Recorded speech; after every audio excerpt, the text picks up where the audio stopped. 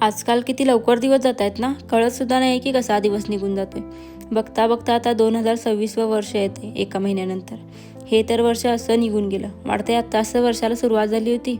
खरंच कोरोनानंतर ना सगळ्यांचीच लाईफ बदलली आहे. कोरोनाच्या आधी जे दिवस होते ना, तेच सगळ्यात बेस्ट होते. पण मी एकतरी फायदा करून घेतला त्या लॉकडाऊनचा, तो म्हणजे शिलाई शिकणे.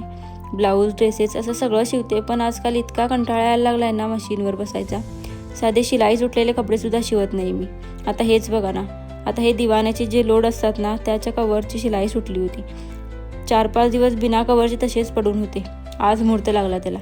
शिलाई मारून ना पटकन घालूनसुद्धा घेतली, नाही तर अजून किती दिवस पडले असते काय माहीत. त्याच्यानंतर संध्याकाळची सगळी कामं आवरून घेतली आणि स्कूटी घेऊन एक राऊंडसुद्धा मारून आली.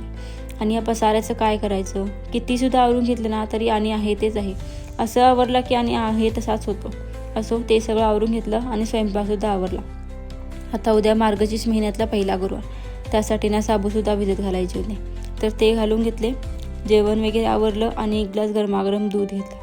तर तुम्ही करता की नाही मार्गशीर्ष महिन्यातले गुरुवार, कमेंट करून नक्की सांगा. भेटूया पुढच्या ब्लॉगमध्ये. Bye bye.